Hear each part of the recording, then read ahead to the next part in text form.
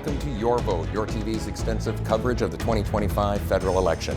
I'm York Bellsmith, and today I will be moderating this federal candidates debate for the riding of Northumberland-Clarke. Before we go any further, yourTV would like to respectfully acknowledge that we are located in the traditional land treaty territory of the Mississauga and Chippewa Nations, collectively known as the Williams Treaties First Nations, which include Curve Lake Hiawatha, Alderville, Scugog Island, Rama, Beausoleil, and Georgina Island First Nations. yourTV respectfully acknowledges that the Williams Treaty First Nations have been stewards and caretakers of these lands and waters, and that today remain vigilant over their health and integrity for generations to come. We are all treaty people. Today we have 4 of the 7 candidates in the yourTV studio whose names will appear on the ballot on April 28th. It is yourTV policy to extend invitations only to those candidates whose party has sitting members in the House of Commons at the dissolution of Parliament. We did offer the People's Party of Canada candidate Lisa Bradburn, Independent candidate Jody Ledgerwood, and Christian Heritage Party of Canada candidate John Goheem an opportunity to submit a free time video to air during the debate. Both Ledgerwood and Goheem have submitted a video, and they will air just before we take a break. While Bradburn notified yourTV she would not be submitting a video. So for the next 2 hours, the candidates will discuss, debate, and lay out their political platforms on various topics and questions put together by yourTV staff and volunteers. The rules for the debate are as follows. Before the debate began, candidates picked a number out of a hat for seating purposes. There will be no opening statements. We will move directly into the question and answer part of the debate. Each candidate will be given up to 2 minutes to answer each question. Once each candidate has had an opportunity to answer the question, the floor will be open for debate between the candidates. Each candidate will be given 1 minute to rebut any statements made by previous candidates' answers. The order for answering questions by the candidates will change throughout the debate. For example, the first question will be answered in the order of 1, 2, 3, 4. The second will go 2, 3, 4, 1, etc. And finally, each candidate will be given up to 2 minutes for closing statements. This will be in reverse order of the first question. Now that we have explained the rules of the debate, let's introduce the candidates running in the riding of Northumberland-Clarke. From the Green Party, candidate Christina Wilson. Born and raised in rural Northumberland County, just outside of the hamlet of Grafton, Christina is a teacher and a school steward and incoming vice president of the local elementary teachers union. A descendant of 5 generations of farmers, Christina is committed to facilitating ecological agricultural methods and promoting sustainable practices that encourage healthy eating. She gets to practice this on her 26 acres of farm, forest, and protected swamplands that she shares with her parents, nephew, and 2 children. NDP candidate Ava Becker. Ava was born and raised in Cobourg and Port Hope. She is engaged in the community building and mutual aid via her position as co-chair of the PTBO Youth NDP Communications Coordinator for the Society of Ecological Restoration, Trent U, and volunteer at the Ontario Turtle Conservation Centre. She is also an advocate for Palestine and in the ongoing genocide with Israel. Conservative candidate Philip Lawrence. Prior to entering politics, Philip Lawrence obtained his law degree from Osgoode Hall Law School and his MBA from the Schulich School of Business. He practiced tax law before entering financial services, where he spent over 10 years. Elected as MP for Northumberland Peterborough South in 2019, Philip has been incredibly proud to represent his community in Ottawa over the past 6 years. And Liberal candidate John Goheem. John grew up split in his time between Cobourg and Prince Edward County and graduated from the East Northumberland Secondary High School in Brighton. John holds a Bachelor of Arts honors from the Trent University, a Bachelor of Education with distinction from Western University, and a Master of Education from the University of Toronto, Ontario Institute for Studies in Education. John has had a lengthy career as an educator over the past 25 years across this riding. John is currently principal of Hillcrest Public School in Campbellford. John is also a course instructor at Trent University in Peterborough in Principles Education. Now let's start the debate with our first question. It seems like our way of life, living, and our identity is under attack. Some may even say that Canada is broken. If you believe that Canada is broken, please give specific reasons why you believe this and how you would fix the problem. On the opposite side of that, if you don't believe Canada is broken, why do you think this? And again, please give examples of why it isn't. And first up will be John. Thank you for the question. I do not believe Canada is broken, and I do believe we need a leader who will never say anywhere that Canada is broken. We can't share that out there. Canada is an amazing country. We're a land of opportunity. We are a land where we come together and work together. I am very proud to say that we have seen nationalism on the rise since the threats from down south began, and people are proud to be Canadians. We have a great country. We look out for each other, which is the reason why I chose to run, because I wanted to continue to see a Canada where we supported each other, we looked out for each other, and we didn't leave anybody behind. Thank you. Philip. Over the last 10 years, there have been significant challenges for Canadians. We've seen the worst economic growth per capita since the Great Depression. Australia's GDP per capita is 18 times that of Canada's. The United States during that same period, 50 times that. We've seen food bank usage double over the last couple of years. Over 2 million Canadians every month access food banks. And I could go on about the stats, about the lack of capital investment and other macroeconomic stats. But that doesn't really capture the full reality. That full reality is only driven when you talk to people around our riding.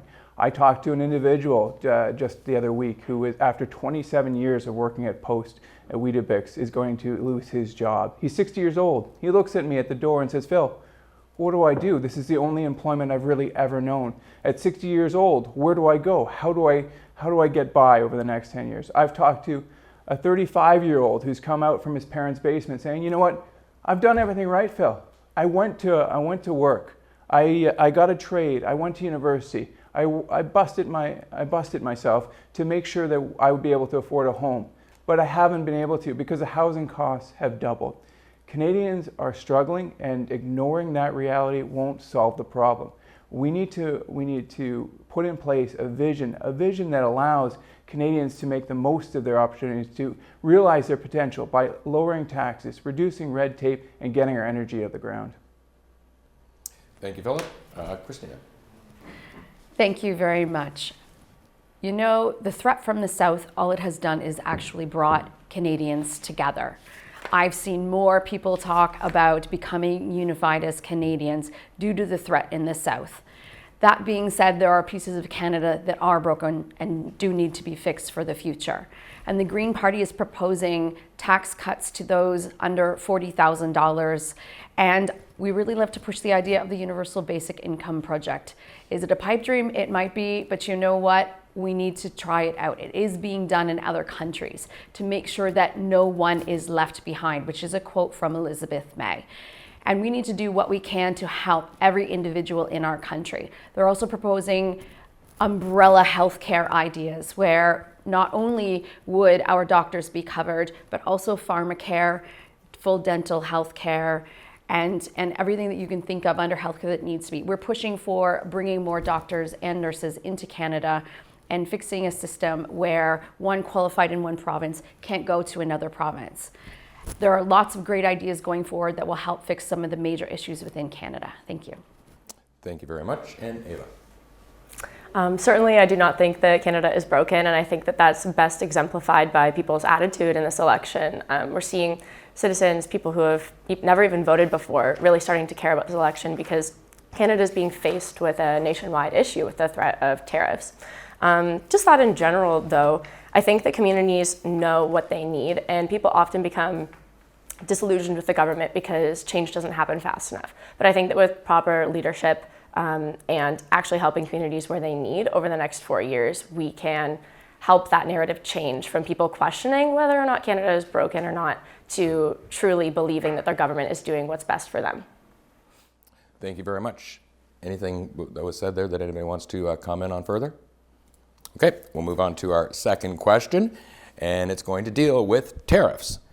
What is your party's policy when it comes to tariffs? Should Canada impose a dollar-for-dollar tariff with the United States, and should the federal government follow suit as the Ontario government has and put together an aid package to protect and help businesses survive during this time? Philip, you're first this time. Thank you very much. Yes, we do believe in dollar-for-dollar tariffs, but we want it done intelligently. Retaliatory tariffs need to be there as a deterrent. You know, as standing up to any bully, you have to stand up to them or they'll continue to take advantage of it. And we're committed to standing up against Donald Trump or any other bully who comes into our neighborhood. But these tariffs have to be smart, because if they're not done intelligently, they can hurt our businesses more than they actually hurt American businesses. So prior to the election, I spent the last month or more communicating with our local businesses, compiling lists where if we put in a tariff, it would actually hurt their business, and communicating with the government to make sure that, and I'm proud to say, we actually got quite a few exemptions and preserved many businesses right here in Northumberland. And yes, we believe wholeheartedly that we need to support our workers in these times of crisis. Our leader has said that there's a sacrosanct relationship between employer and employee. And if that gets disrupted, oftentimes it never comes back. And so what we need to do is make sure that workers who are laid off are taken care of, but also that businesses have the liquidity that they need to make sure that they can continue to have their employees as we go forward. We will stand up to Donald Trump. We will make sure that Canada is strong, united going forward. Thank you. Thank you very much. Christina. Thank you. No, I don't believe that tariffs are the correct way to go. We have already seen how tariffs are affecting our own country. As was mentioned earlier, the Weetabix plant, the Post plant closing here in Cobourg, and I have friends who work there who are going to be losing their jobs they've been at for 20 to 30 years. And I see the impact already that it's making on our community. And talking, a lot of the all candidates meetings we've already had have been with the small business owners in our community. And that's one of the biggest concerns. Small businesses are going to face the biggest impact with increasing tariffs within our country. What the Green Party proposes to do instead is something called economic sovereignty. And the idea is, well, for too long, we've been shipping all of our raw resources out of the country. What we need to do is put money back into building the infrastructure here within Canada, creating new jobs instead of shipping those raw products out. No more rip and ship. We have the ability to do it, make it cost effective, and make those products available to Canadians here. Let's do that. Let's put our money where our mouth is. Thank you very much. Ava. Retaliatory tariffs are certainly an approach that we support, but it's not just tariffs that we want to apply. We also want to take this time to kind of reflect on our country and how self-sufficient that we really can be. Part of that involves launching a building plan, which will basically build back a lot of the big infrastructure that we've constantly been underfunding over the past many years, and that will create many jobs in construction, engineering, and project management. Things like that are the things that we need to really focus on. Retaliatory tariffs can be harmful, yes, but we can also use the funds that are generated from that to specifically support the industries which are being most hard hit by these tariffs, such as the auto industry. We can also do actions just to make people's daily lives easier, like removing GST on essentials. Things like that is what's really important for people's livelihoods. Thank you very much. And John. Thank you. We do support dollar-for-dollar retaliatory tariffs. We want to ensure that the tariffs that we are placing on US goods have the least impact possible on Canadians and Canadian businesses, but the maximum impact on US businesses. We have seen a marked change, and pardon me, but that may be somewhat, sorry. We've seen a marked change since Mark Carney took over as leader of the Liberal Party. Mark's approach to Donald Trump, we have seen him respect Canada again and respect us as an economic partner. We've seen the language he's using towards us change. Mark has also committed to Made in Canada solutions to help to support Canadian businesses, as well as announcing a $2 billion auto fund to help to ensure that our auto industry remains protected and viable. We've also recently announced the removal of tariffs on vehicles for manufacturers who keep production here in Canada, so that those automakers continue to have products that they can sell here in Canada to Canadians at prices we can afford. Thank you very much. Any further discussion? Oh, we're good. Okay, we'll shift to our next question in the Indigenous file. We have heard many stories of First Nations communities in this country trying for many years to rectify land claims with not only this government but previous governments. We have also heard many stories of poor living conditions on reserves. So the question is, how will your government work with not only the province of Ontario, but all other provinces to help rectify land claim issues As well, what actions will your government take to help First Nation reserves make sure they have clean water to drink and safe and sustainable communities? And first this time is Christina. Thank you very much. Reconciliation takes more than words. It takes action. Canada's treatment of Indigenous peoples has caused deep harm across generations. The injustices continue today. The Green Party will build a true nation-to-nation relationship with First Nations, Métis, and Inuit peoples.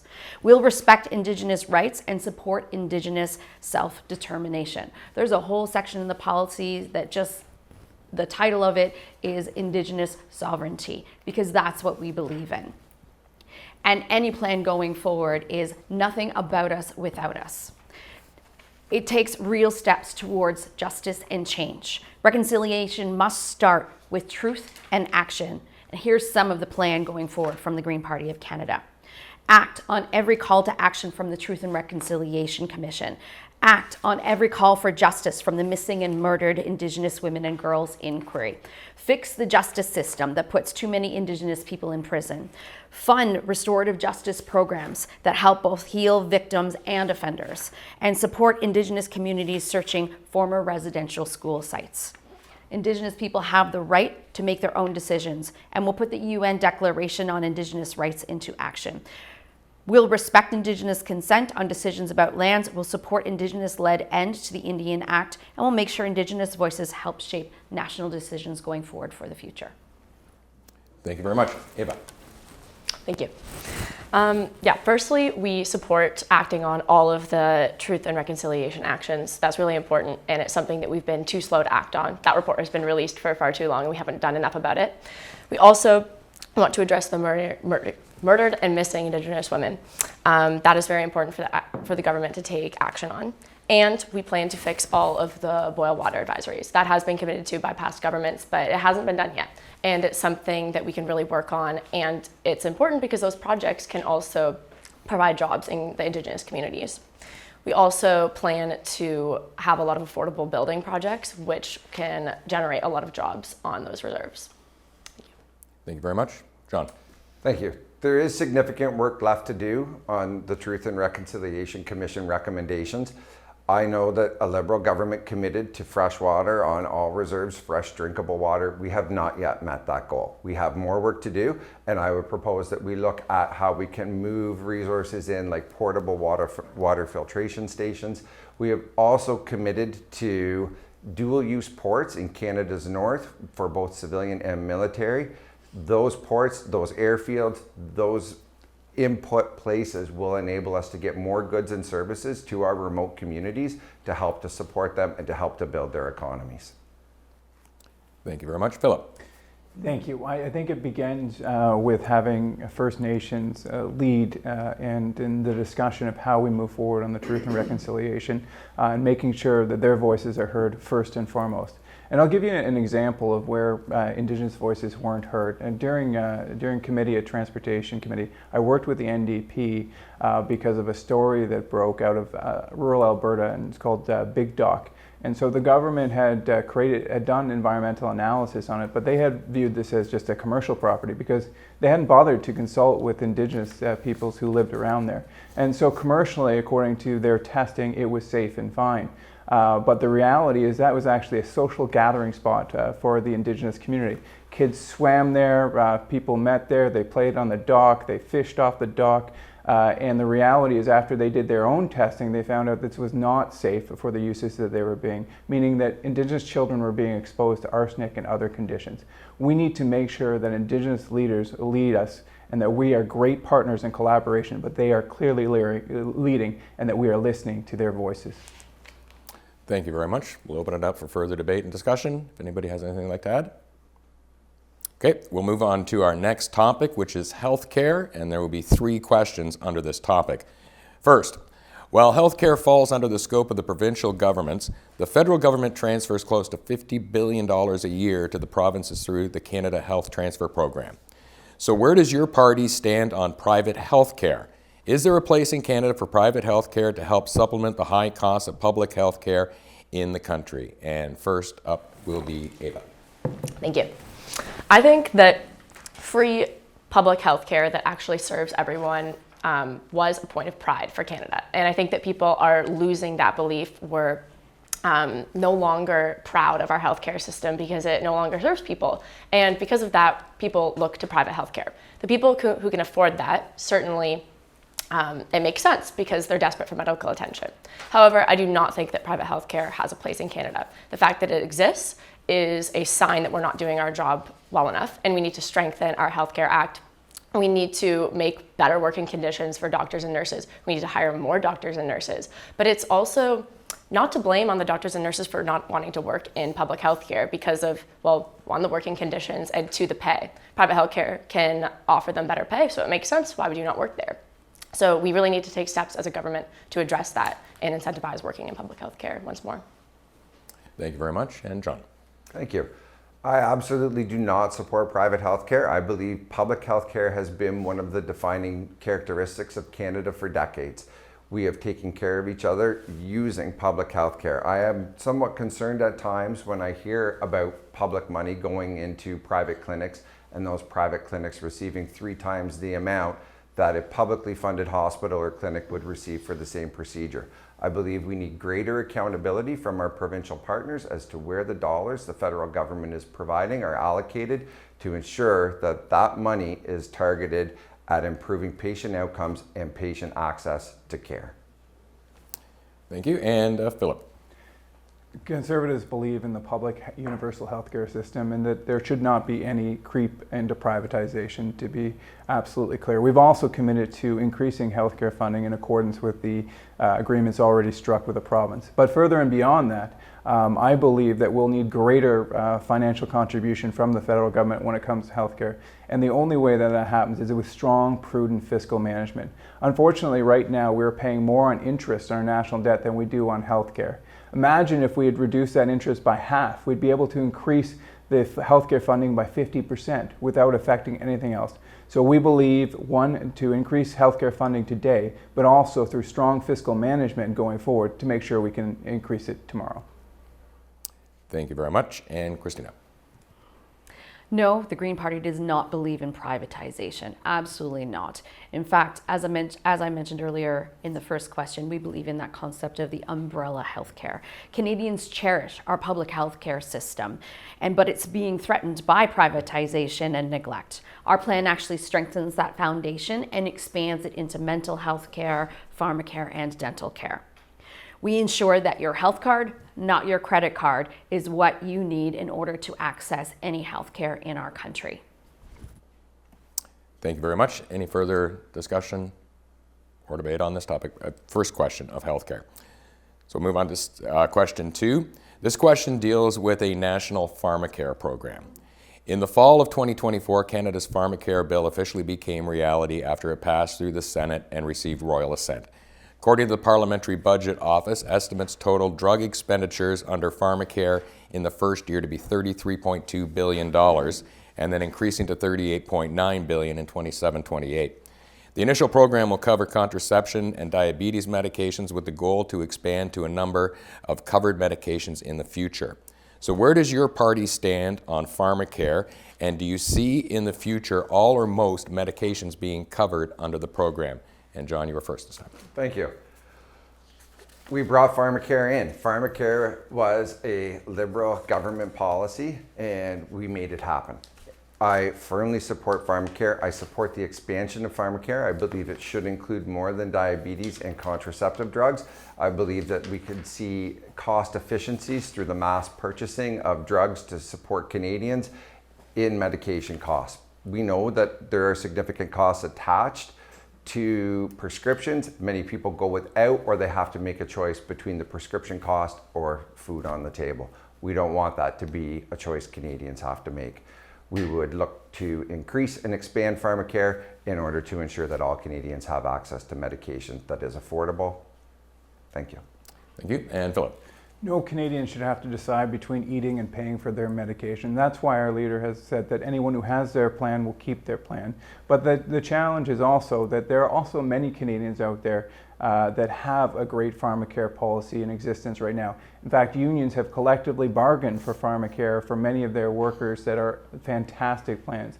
And we would not want to force those individuals on the plans that they don't want if they've already got great plans. And also, we want to avoid corporate greed creeping in there and pushing off expenses that are rightfully companies onto the government. So we will preserve the plans that exist right now and also continue to work on filling in the gap so that those folks who don't have a pharmacare right now will be able to obtain one in the future. Thank you. Christina. Thank you. I believe I answered a decent part of this question already within that last one. Absolutely, the Green Party stands by complete pharmacare coverage. And the idea, as a union worker myself, I'm heavily involved in the Elementary Teachers Federation of Ontario. We do have a fairly excellent benefit program. So of course, if that is the supplementary one, I mean, the way the system is working right now for teachers is that it comes out of our benefits first, and it's whatever our benefits doesn't cover, then it moves on to the next appropriate source. So that is something that we can move on for sure for the future, and focusing on that and making sure that everybody has the coverage they want. And too many situations, I've seen those situations of my own friends and families with their loved ones where, yes, it's free to get that cancer diagnosis, but then guess how much the actual cancer medication costs going forward. We need to ensure that everyone is looked after and you're not left desolate with a cancer diagnosis. Thank you. Thank you. And Ava. Thank you. Yeah, I mean, it was the NDP who really pushed and worked with the Liberals to make that national pharmacare program happen.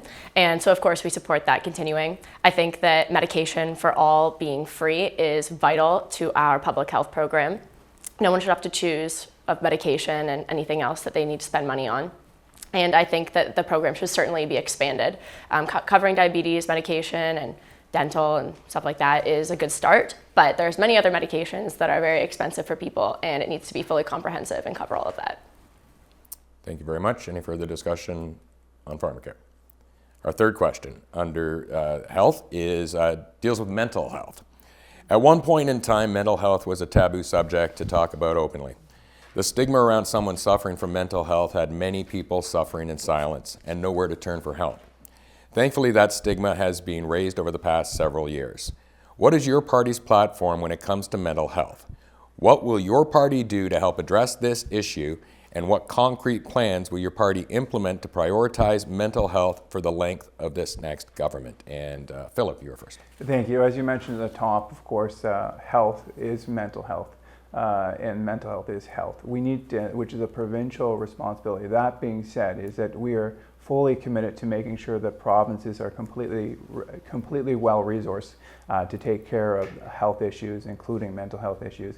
Oftentimes, mental health issues are related to substance abuse issues, and that's why I'm very proud that our leader has committed to opening up 50,000 spots for folks who are dealing with substance abuse issues so that we can get folks healthy. At the end of the day, nearly everyone will go through some type of mental health crisis in their life. If they don't, one of their loved ones will. I'm no different. I've had loved ones go through extremely challenging times. But it's up for all of us in the community, not just the government, to work together to make sure that we bring people up, that they know that they're loved, that they know that they're valued, and that we have their back. Thank you. Thank you. And Christina. Thank you very much. I am a very strong advocate to being a voice, to being a voice for mental health sufferers, people who are faced with these situations daily. People look at me and I'm that ray of sunshine, I'm that happy, smiley person, and people say, what? You suffer from depression too? And you know what? I do. And I have had access to employee assistance programs through our school board. I'm lucky enough to have those. And you know what? Everyone needs to have access to those services. They can help you in the worst situation, and just having that extra voice to talk to and getting on the right medications to keep you stable and going forward. I mean, you get a broken leg, you get a cast, it is fixed for the future. You need to have the same mindset when it comes to mental health care as well, that there is something that we need to work on in order to fix for the future. And as far as the Green Party is concerned, mental health is health, period. For too long, Canadians have faced enormous barriers accessing mental health care. Our plan fully integrates mental health services into Medicare, ensuring that clinical counseling and therapy are as accessible as treatment for physical conditions, as I mentioned earlier.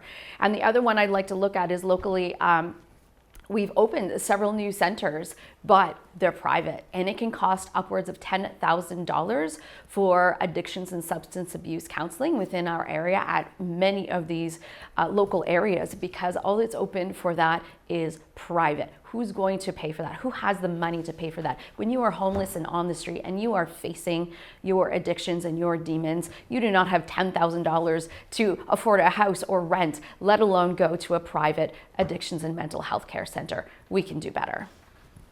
Thank you. And Ava. Thank you. As it's already been said, mental health care is health care. NDP fully understands that, and that's why our healthcare program that we plan to strengthen fully involves that. I think that mental health is incredibly important. As a student at Trent, I have access to the student benefits there, but I also see how uncomprehensive those benefits are for us. That's why we need the government to take action and help mental health care become more affordable. I see many people spending well over $100 on just one session of counseling. And in terms of getting medications prescribed, if they think that that's the best course of action, it is incredibly hard to do so. I think there's one person at Trent who is able to do that. So I just think that it needs to be more accessible and for everyone, whether in their university or not. Thank you. And John. Thank you. As everyone here has already said, mental health is part of our complete wellness. We have seen a rise in mental health issues. I work in a school. I know I've seen it in students. I've seen it in the adults who come into our building. We all need support. I believe we need to continue to look how we can support counseling services such that have sliding scales for service depending upon your ability to pay. That needs to be a key part of what we do to ensure all Canadians have access to mental health supports. As well, we have committed to providing additional mental health supports to our first responders. We ask them to go into some very difficult situations. They see some very horrific things in their responses, be they ambulance, paramedics, police officers, firefighters. They deal with trauma on a daily basis, and we need to ensure that we are taking care of them as well so that they are able to continue to take care of us. Thank you. We're open for debate or further discussion on this topic. Just one thing, it's not really a debate, but if anyone is out there struggling, please do reach out and get help. Whether it's a loved one, whether it's a professional, just let people know. Okay? No, a very important message. Yes, Christina. Because this is a local station, I will add on to that is that when I was in a situation as an occasional teacher and I didn't have the benefit coverage, there is a team, the Northumberland healthcare team, that is here and available in the mall, and they will do short, it's like 6-week sessions, but it's something, it's a start, it's a beginning, and it is covered by OHIP at this point in time. So do please reach out to the walk-in clinics and your local provider to see if you can have access to that. Great messages. Okay, we're going to move on to climate change.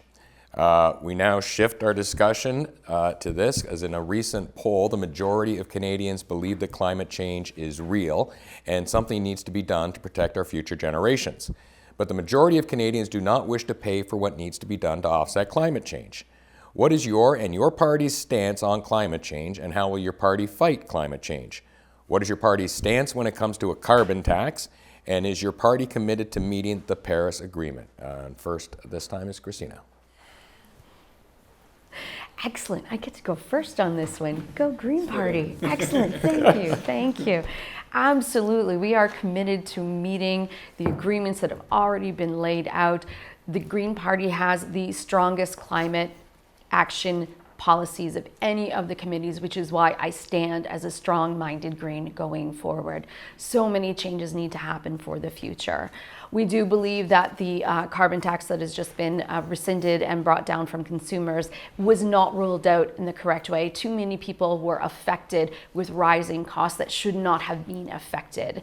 The Green Party has a wonderful idea for carbon pricing going forward in the future, but that has to be paid for by the big polluters. And we need plans, like the idea of the life cycle of the plastics. If a company is going to be using plastics, that those plastics need to be responsible for all aspects of the life cycle of that plastic going forward. But we can also prevent that by putting a very strong ban on plastics, on those single-use plastics especially. It needs to be stronger. It was started recently, but right now you still go to many restaurants and still see those single-use plastics being used, and it hurts every time I go to a restaurant and they're offering me that plastic fork. I just can't do it. I take them home instead, by the way, and stick them in my dishwasher and reuse them as long as humanly possible. Canada can also lead the world in energy and change going forward. We have the sun, we have the wind, and water power in abundance. We need to remember that hydroelectricity is also a very clean form of energy going forward. People get stuck on the idea of the solar panels and the wind, and we need to remember that Canada has this amazing source of water that can be used for electricity as well. We need to stop building fossil fuel projects, and we need to divest of those of the government putting money into fossil fuels. Thank you. Thank you. And Ava. Thank you. I think that we know what we need to do in terms of the climate crisis. And to do that, it is going to cost money. However, I think that it's important that we spend our money in the best way possible. And that is investing in renewable energy, such as water, power, solar, and wind energy. That's really important. And in Ontario here, we already have a fairly clean energy grid. So we need to expand that to other provinces so that Canada becomes self-reliant in our clean energy program. In terms of the carbon tax, I think that personally, carbon pricing is a great way of going about the climate crisis. However, I don't think it was gone about in the right way. It became a divisive issue. And I personally think that it was good that we dropped that. However, that was the consumer carbon tax. The industrial carbon tax is still incredibly important to hold the big polluters accountable for what they're doing to our climate. Thank you. Thank you very much. And John. We firmly believe in supporting the environment. We did have the carbon tax. We have since zeroed out the consumer carbon tax. However, we have left in place the corporate carbon tax, so to ensure that the big polluters are still paying for the carbon they are putting into the atmosphere. We recognize that the carbon tax has become a divisive policy. There has been a lot of rhetoric attached to it, and unfortunately it has divided Canadians. So we have zeroed out the consumer tax at this point, and Mark has committed to incentivizing consumers to make green choices. We want consumers to be able to make the decision to purchase a heat pump furnace instead of an oil or natural gas-based furnace by using the money collected through our industry polluters to offset those costs for Canadians. We also will look at expanding the grant program to help Canadians retrofit their homes, to make them more energy efficient, to help to ensure that they can realize the benefits of a green economy. Thank you very much. And Philip. We need to look at this as it is, as a global issue. And the reality is, the GHG gases that are emitted that cause climate change, a relatively small portion of it comes from Canada. In fact, one of the ways that we can reduce global emissions and really attack climate change is by actually moving industry away from coal-fired plants that operate in West Virginia or in the People's Republic of China or India. By attracting more industry here in Canada, we can reduce it because our grid, as was already mentioned, is incredibly clean. Nuclear energy doesn't produce any GHG gases. So if in fact we go forward with the industrial carbon tax, two things are going to happen. One is, as Neil Brooks, the law professor and big proponent of the NDP, wrote many of the policies back in the 80s and 90s, said to me as a professor that in fact, corporations don't pay taxes. Who pays taxes are workers, consumers, and shareholders. And so shareholders, by the way, are by majority pensioners. So we've got pensioners, we've got workers, and we've got consumers. So when we raise the taxes on those industrial emitters, what we're actually doing is just hiding the impact of the carbon tax. Everything will continue to get more expensive as we go forward. What we need to do is attract businesses here so that we can make use of our clean grid to make the world cleaner to fight climate change. Thank you very much. We're now open for further discussion or debate. Christina? I would just like to counter just Mr. Lawrence, that Canada is the 12th largest producer of greenhouse gases in the world and the largest per population as well, considering how few people we have in the country. We produce a very, very large percentage of greenhouse gases, and we can definitely do better in this going forward.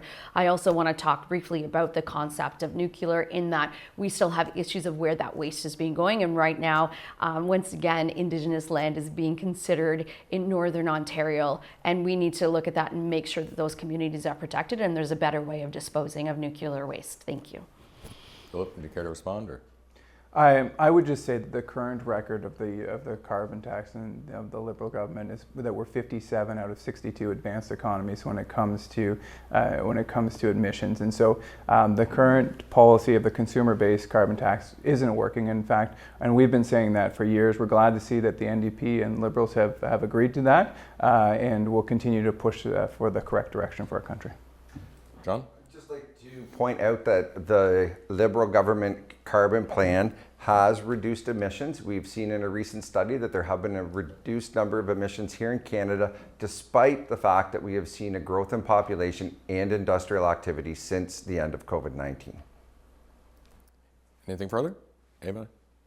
No, I think they covered it. Okay. We're going to move on to our agriculture file. One question on this topic. Northumberland-Clarke, like many rural areas in Ontario and across Canada, is seeing the age of the persons working on the farm increasing every day. No longer are we seeing farms being passed down from one generation to the next. What we are seeing is family farms being sold or their operations closed completely. As the newly elected MP for the riding, what are your plans to help attract the younger generation back into the agriculture industry and keep the family farms alive, profitable, and operational? And Ava, you're first. Thank you. I think that the reason why we're not seeing those family farms being passed down and the younger generation taking interest in running a farm is because farming is a really, really hard business to actually make a profit in these days. And part of that is because the government makes it so hard for farmers to make profits. I think that a big thing that we can do is hand back farmers control over their food supply and the way that they run their farms, while also giving them the funds to move their farms into the next generation. That involves being able to afford the technology that farms need and being able to employ various different actions that are very important in making farms able to produce food in a less emissions releasing way. Things like that can include being able to afford having hedgerows on their farms, affording precision livestock farming techniques. Various things like that are things that the government can help, and reducing the bureaucratic involvement that we have with all these regulations that have farmers spending far too much time doing paperwork is something that we should be doing. Thank you very much. John? I think a big piece of attracting our youth into farming is making sure that farming is viable. We have committed as a Liberal government to maintaining our supply management system for poultry, eggs, and dairy.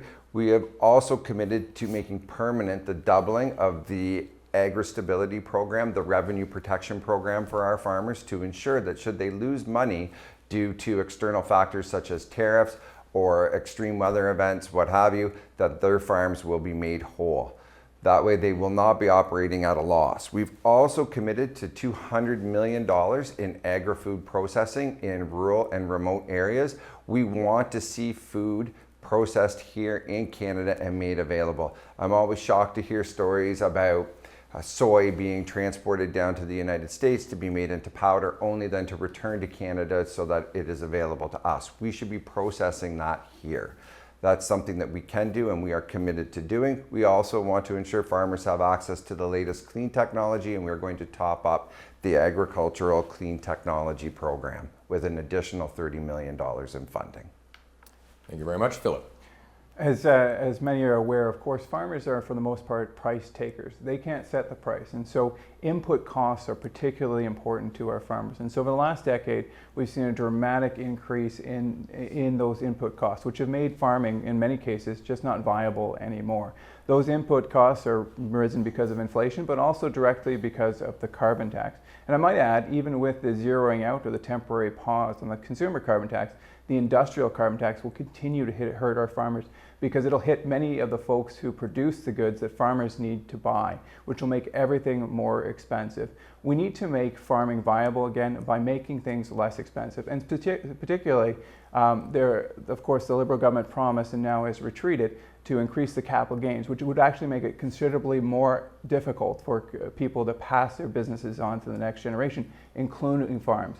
We need to get government out of the way to reduce costs and make farming viable again. Thank you. And Christina.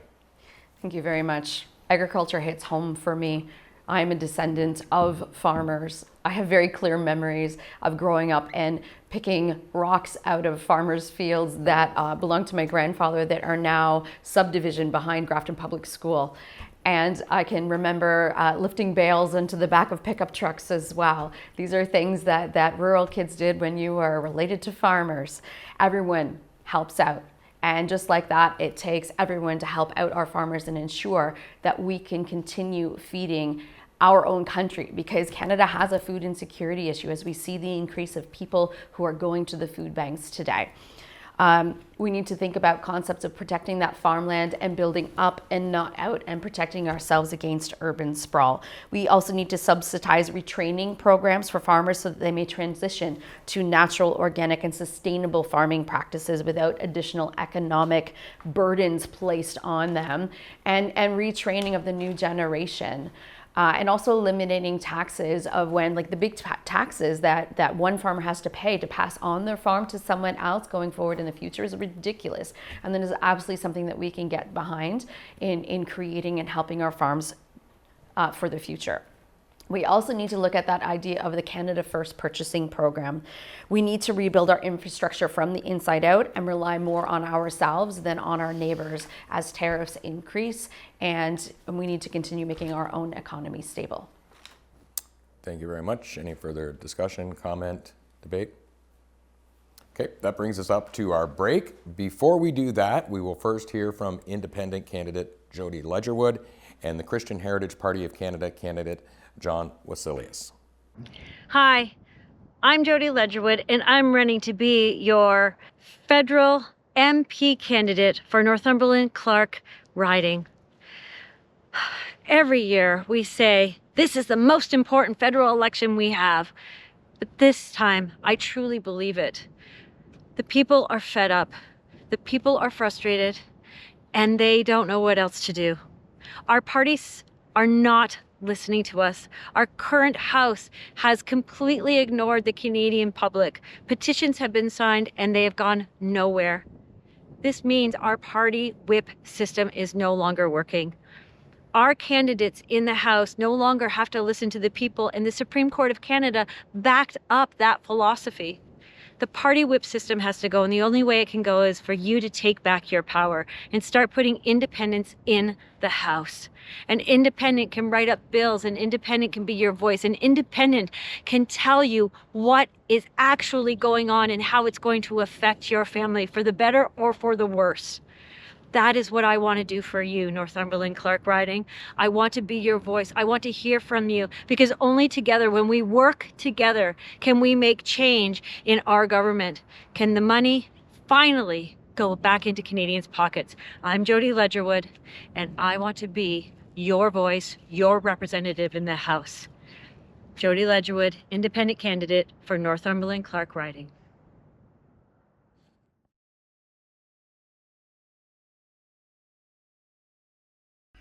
The Christian Heritage Party's platform consists of 3 points: life, family, and freedom, pillars that undergird all of our policies. We believe that life is the first and most important human right.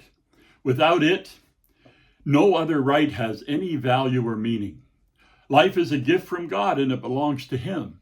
The CHP will protect innocent human life from conception to natural death. The family is the building block of society. It is the best nurturing place for children to be formed into productive citizens. We believe that marriage is a union between one man and one woman and a commitment for a lifetime. Children do best in a home with a mother and a father, and we believe that that message should be encouraged and maintained. The biological or adoptive parents have the primary responsibility to care for, discipline, educate, provide spiritual guidance for their children. Freedom of speech is essential in a democracy to prevent tyranny. Freedom of speech and conscience are necessary for a just and peaceful society. The state must never use coercion to compel speech or religious acts. Canadians deserve freedom from excessive taxation and the burden of debt accumulated by the state. The preamble to the Charter of Rights and Freedom states that Canada is founded upon principles that recognize the supremacy of God and the rule of law. The Christian Heritage Party takes that statement seriously, and we will work tirelessly to remind the country of its Christian beginnings and its hope for the future.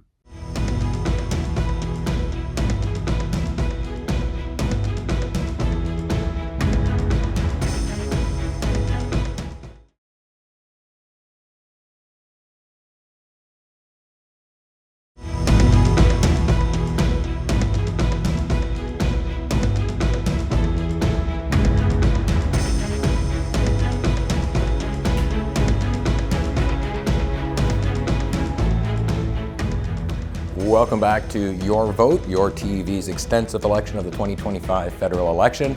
We're going to continue today's debate. Our next topic is going to be the economy, and there will be 3 questions under this topic. So I do remind you once again to keep your answers on par to the question being asked at the time. First question on the economy is going to deal with what many residents feel is one of the major issues for this riding, and that is full-time employment. Once you become the newly or re-elected MP, what will the strategy be to create job growth in the riding and help attract business and industry? And John, you are first on this. Thanks for the question, York. The very first thing I would do as MP is I would like to get together with businesses and business owners to find out what exactly they need from me as MP in order to support them in expanding their businesses, hiring more people, and getting products out to market. I would like to see us expand the Community Development Corporation as well as the Eastern Ontario, Development Program. These are 2 great funding programs that offer money to our riding, to employers in our riding for new initiatives, and I would like to see those expanded to include our riding all the way from Newcastle to Campbellford and the Brighton area. I think it's important that we also provide our small and medium-sized business owners with access to the latest manufacturing materials and techniques, as well as we've committed to the development of AI centers to help our medium and small businesses improve their productivity and outflow by maximizing their intake of raw materials to the final shipping of that product. We want to make sure that they're on the same footing as the large-scale corporations who have a significant financial advantage. We want them to have access to that same technology to ensure that they can benefit as well. Thank you very much. And Philip.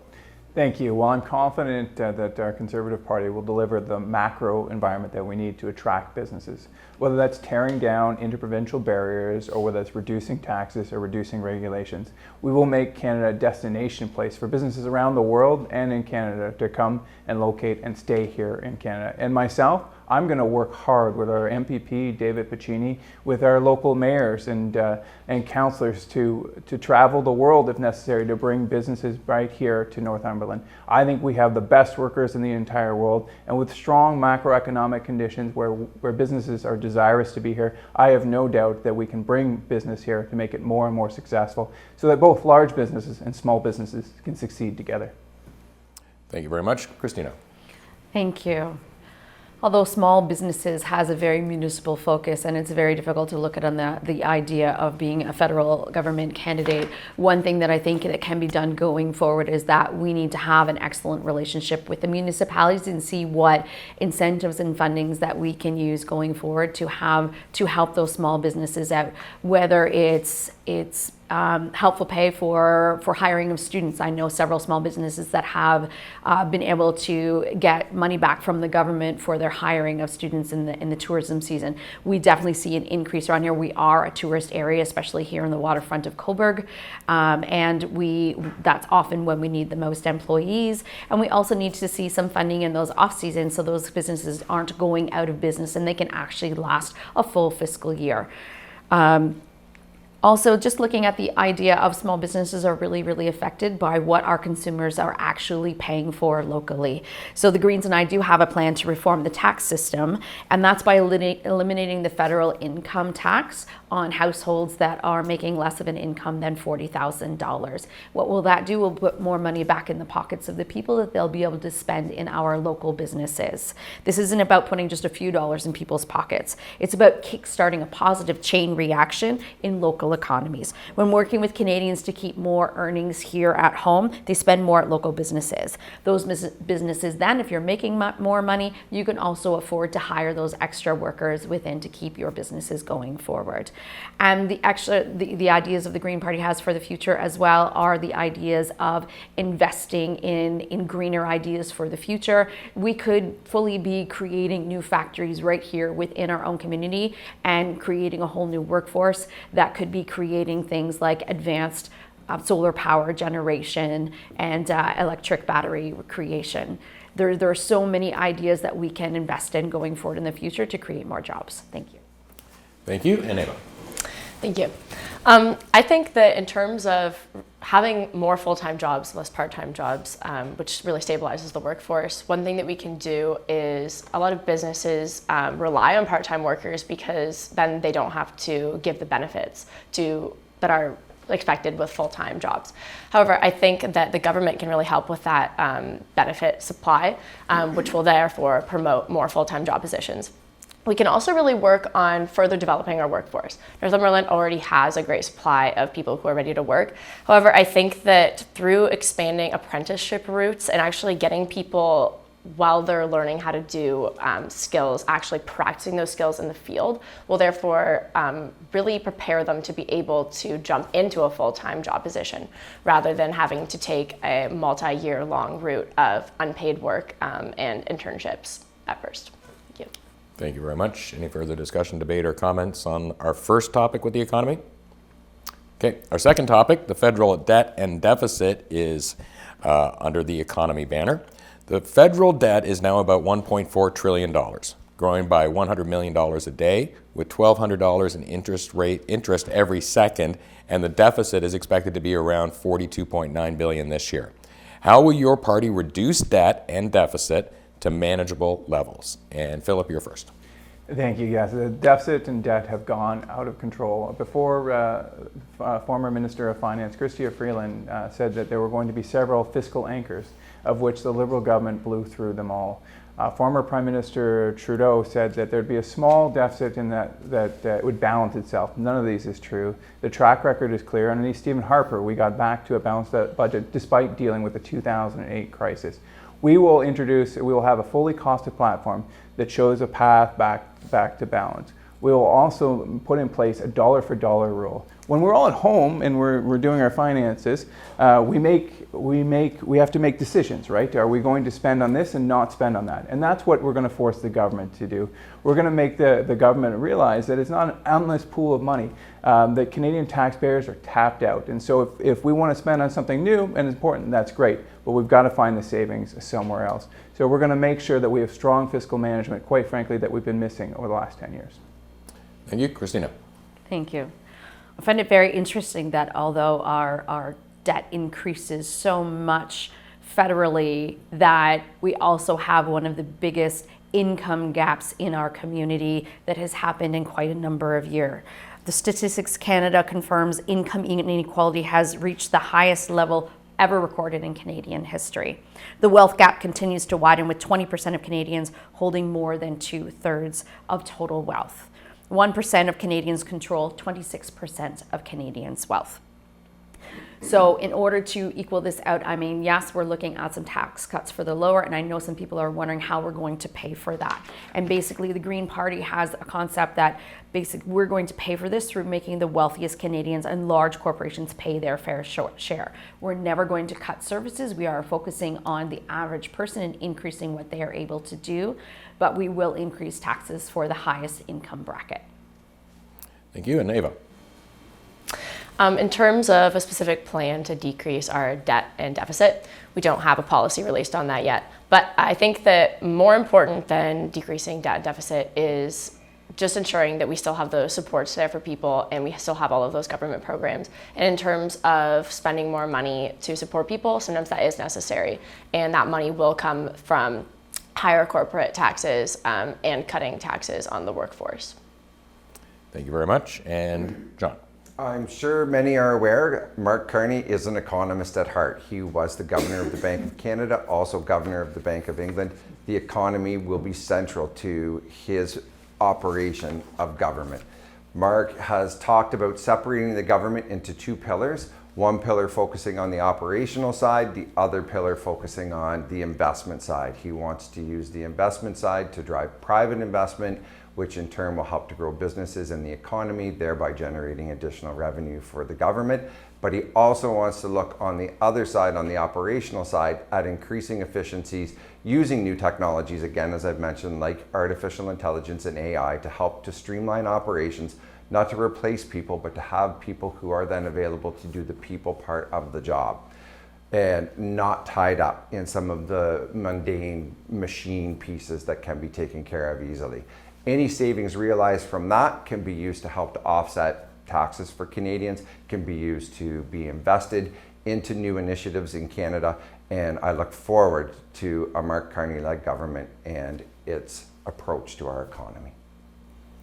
Thank you very much. Any further discussion? I'd just like to touch upon a little bit what Christina talked about in terms of tax havens. So I've actually worked with Peter Julian of the NDP to talk about and to try to expose what's going on with respect to the Panama Papers. For those of you who aren't aware, this was an expose written by investigative journalists who found that companies were avoiding, and sometimes illegally, hundreds of millions of dollars in taxation. Some of the biggest players in that were actually Canadians. Every time I have the Canada Revenue Agency in front of committee, I ask them how many people have been convicted and how many dollars have been returned to Canada. Every time the answer has been zero. If we are given the mandate to form government, I will push hard to make sure that those who are evading taxes through tax havens are held to pay their fair share. Anything further? Okay, our third and final question dealing with the economy is dealing with job creation. It has become apparent over the past several years that large manufacturing jobs are disappearing in Canada. No longer can communities hope for large plants of 300 to 400 workers being set up in their communities. What is becoming more apparent and viable is small companies setting up with 20 to 50 jobs. As the MP, how will you not only support these businesses looking to set up in our riding, but also how will you help them become sustainable so they will prosper and become long-term entities in the business community? And Christina, you're first. Thank you. I'd like to focus on the idea of sustainability for the future. And I know you look at me, I'm the Green Party person. Of course, we're going to bring up climate change and climate justice here. But it can really, really help if we are investing in factories as old factories close and we need to move on, we need to change for the future. We are investing in renewables, but we need those factories in order to create that technology. We're investing in the science behind it. We're investing in jobs that will create, we're investing in transitioning people who are in the fossil fuel trades and retraining them to work within the renewables that are going forward in the future. There are lots of fantastic ideas that the Green Party puts out there. Now, the second factor of that I'd like to talk about is the idea of, once again, that sustainable Canadian economy, that economic sovereignty. Because if we stop the rip and ship, if we stop sending out those raw products overseas and we start building things here in our own country. An example I like to use, of course, is that Sweden not only harvests its own logs, but they actually have the factories that create the furniture, and they're earning more on the furniture and selling that overseas than they are for the raw products. We need to get on board that. That stopped years ago. ago when some of the free trade came into effect, and we need to change how Canada looks at building its resources and using them going forward. We can be using the Crown corporations to purchase those items, the raw products, and start creating a backlog of them that we can then use to build products going forward in the future. We have access to those things. We have access to being able to create those technologies. We need to put money into creating the factories to create them and sell them within Canada itself. Thank you very much. And Eva. Thank you. I think that what we need to do is bring together all levels of government, businesses, and unions to develop a national strategy aimed at boosting critical domestic manufacturing and value-added processing. And that relates back here in Northumberland in ensuring we have a workforce that's ready to work. We need to make sure that those people are already trained so that then businesses know that they are going to have the labor that they need to produce things. We also here in Canada have a huge infrastructure deficit, and that's why all these businesses that are going to be producing all of those things for fixing that infrastructure deficit are so necessary. So it truly is vital that we create a strategy to attack that. Thank you very much. And John. Mark has spoken at great length about Made in Canada solutions to help to address many of the issues that are in front of us. I've already spoken myself about the Community Futures Development Corporation and the Eastern Ontario Development Program, which are two important funders that will help our businesses grow. They provide important funding to ensure that businesses can expand and hire new employees. Part of my platform has been since the beginning on sustainability, and that is creating stable, well-paying jobs for people here in Northumberland-Clarke. In my travels across this riding, I have seen opportunity after opportunity. I see us with the potential to be at the forefront of the housing crisis, to help to deal with and be part of building homes quickly through the use of modular and what I've been referring to as flat pack homes. I see us as being able to ship products across the country. We're ideally placed to travel east to west. I also see us as being ideally placed to ship goods and services across the border once we deal with the issues with our neighbor to the south. Thank you. And Philip. I guess I would challenge a little bit the premise of that question. I think it is possible to get 300, 400, or even 1,000 employees. And in fact, I know we've been through a lot in Northumberland and in Canada, the worst economic time since the Great Depression, COVID, inflation, and all of these challenges that seem to add up and make life more difficult. But I would encourage everyone to take heart, have hope, and be inspired going forward, because I believe that the best days are ahead of us. With respect to specifically about attracting businesses and growing manufacturers here in Northumberland, we need to set up the macroeconomic environment, as I've said at length. We need to reduce taxes, reduce regulation, but we also have a very specific plan in place. We have the Canada First Reinvestment Tax Cut. That says if in fact you sell your business and you go and you reinvest it back in Canada, you won't have to pay any capital gains tax. That does two things. One, it encourages people to invest in the first place, knowing that they'll be able to exit their business at some point, and will also allow those who want to continue on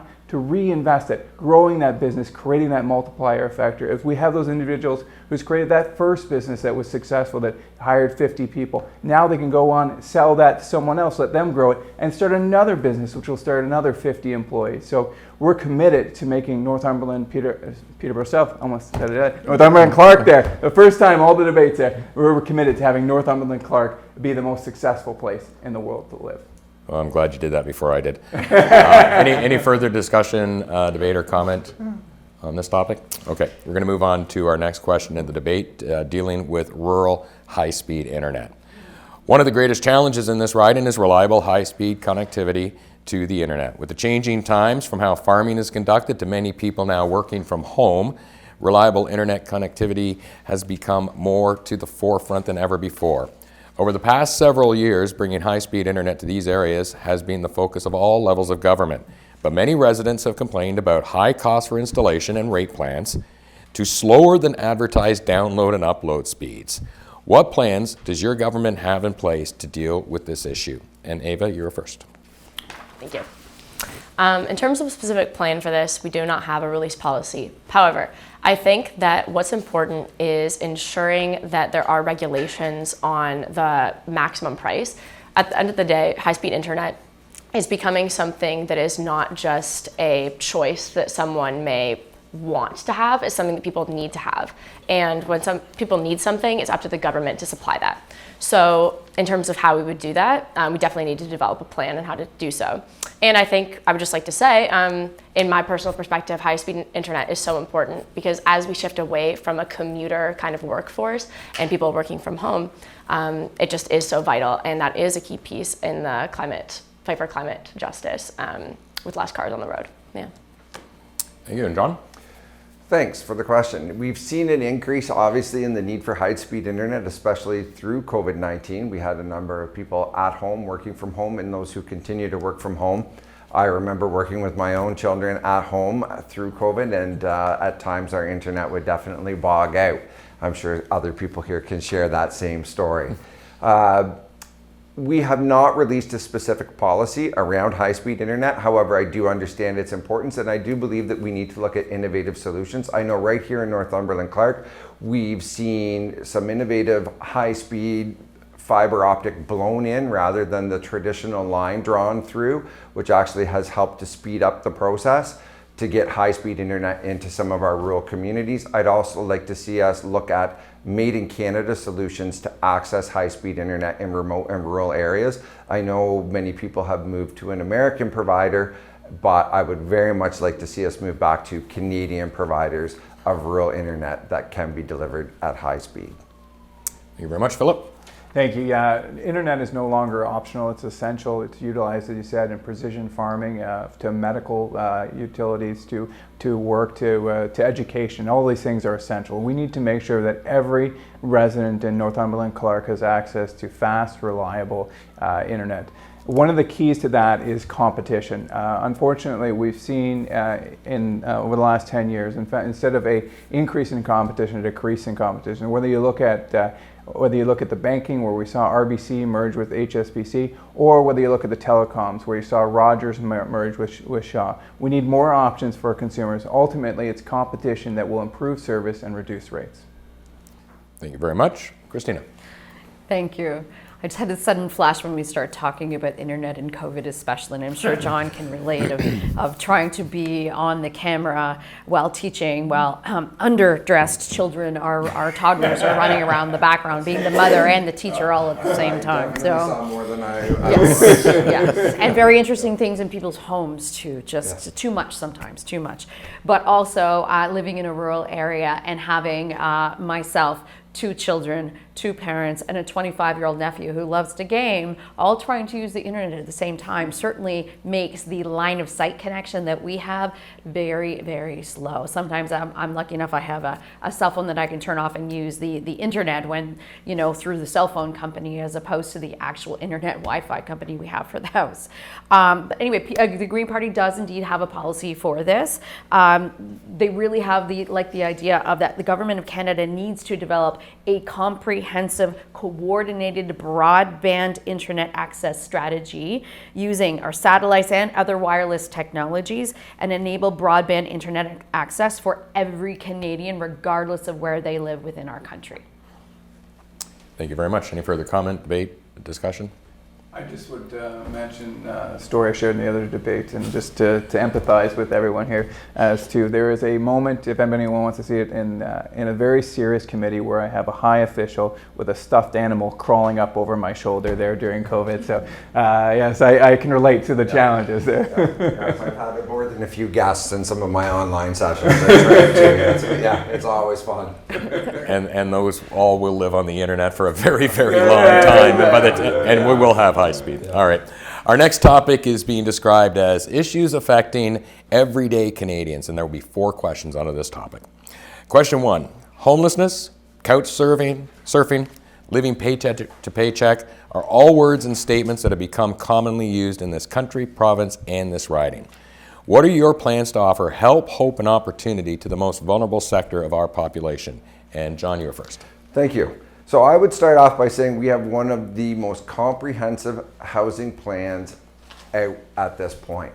We have committed through the Build Canada Homes Corporation, which we have proposed to create, to building 500,000 new homes using innovative techniques such as modular pre-built, prefabricated, as well as, again, I refer to as flat pack homes with panels that can be put up. We want to get Canadians into homes. We want to get Canadians into affordable homes.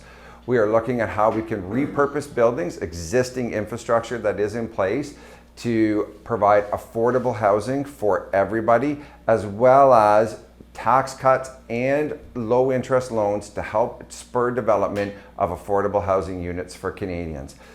This program, which we had seen in the 70s, generated tens of thousands of new affordable rental units, and we believe it will help to create tens of thousands new affordable rental units for Canadians.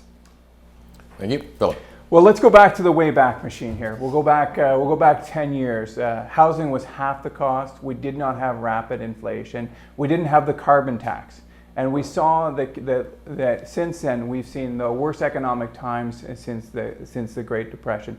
Food bank usage has doubled, but hope is on the way. There is opportunity for prosperity coming forward to Canada and Northumberland-Clarke. We're going to make sure that Canadians receive more of their money back and keep more money in their pocket through an income tax cut. We're going to spur on innovation by reducing red tape. We're also going to allow our energy sector, which I know people say out there, there's no oil drills right now in mines in Northumberland. But the reality is that those industries, when they are successful in Alberta or in the Ring of Fire there, they create businesses throughout. And we can be there to have collateral businesses that help and build those businesses. You know what? It wasn't like this 10 years ago, and it won't be like this if, in fact, we elect a Conservative government. Thank you. Christina. Oh, where to start? I'm going to start with my own personal experience briefly. Having to move home with my parents 3 years ago, due to separation, I fully admit that I am separated and I share my kids 50-50 with their wonderful, amazing father, and moving back home with my parents. And first, all of us in the same house. We were right on top of each other. We did have a trailer on the property though, but the rule with trailers, they aren't meeting Ontario building codes. And because of that, you have to look into the municipal regulations of what's allowed on the property. And so now it's rezoned as a garden suite. And honestly, the headache of having to do that and figuring out how we can make our property welcome for as many family members as possible to make it affordable for us and make sure that nobody is left out in the cold. It's been a headache, it's been a struggle, and the struggle is real.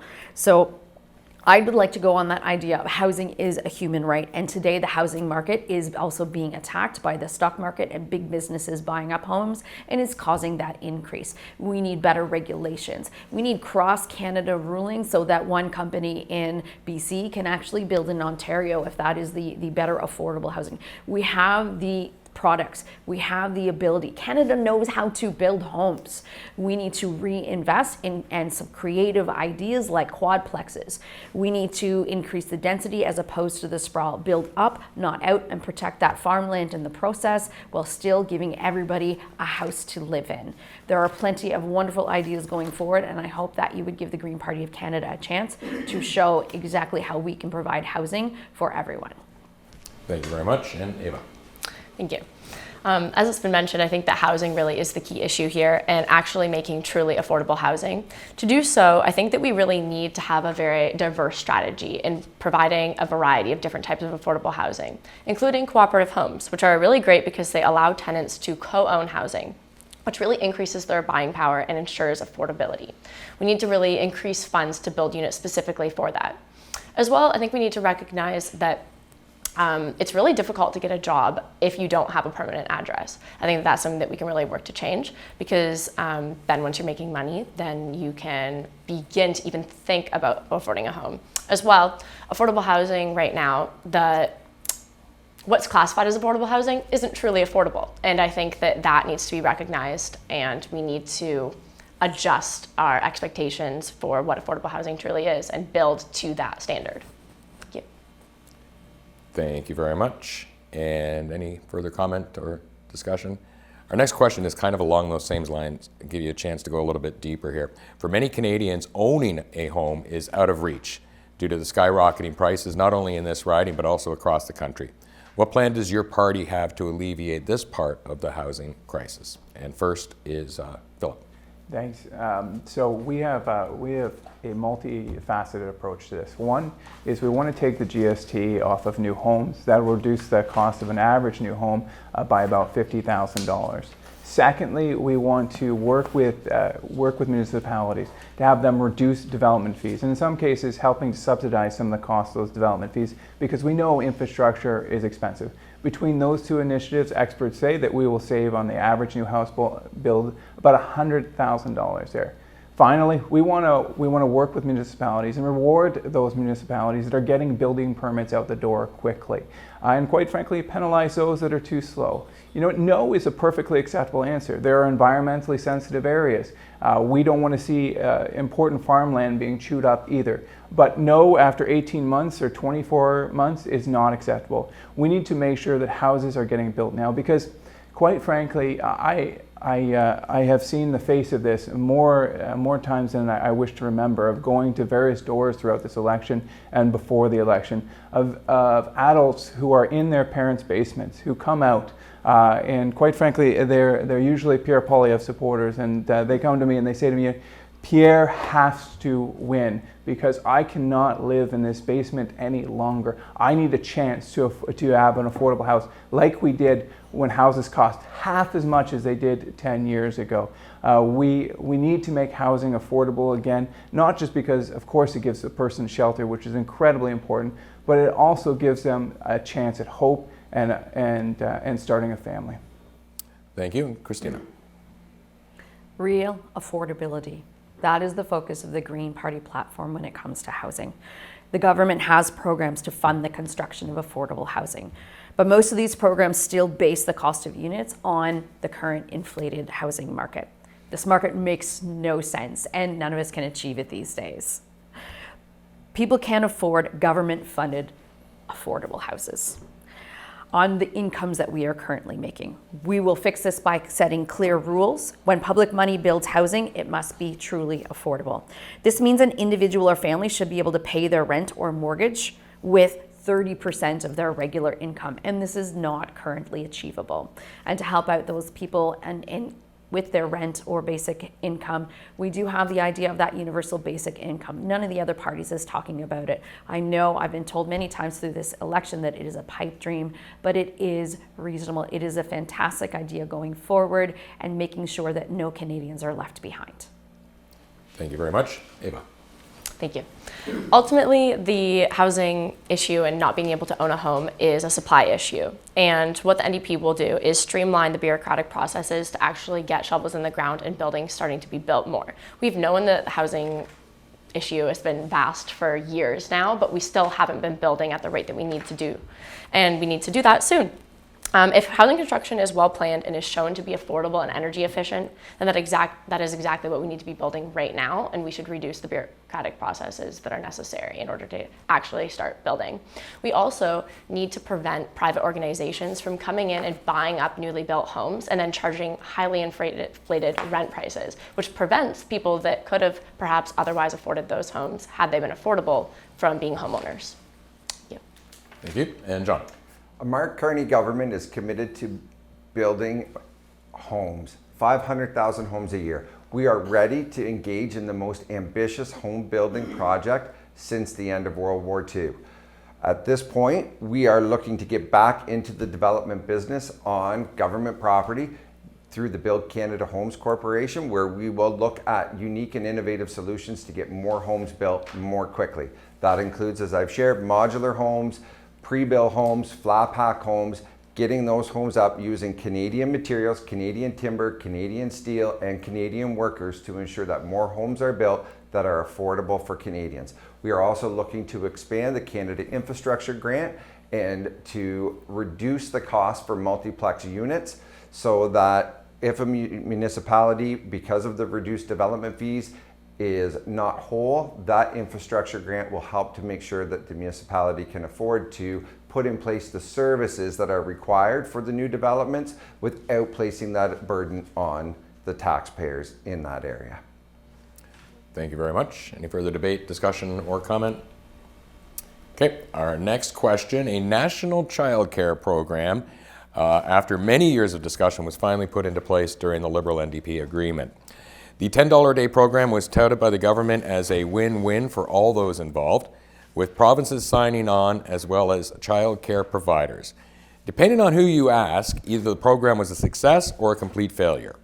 So the question is this: what is your party's plan to deal with child care?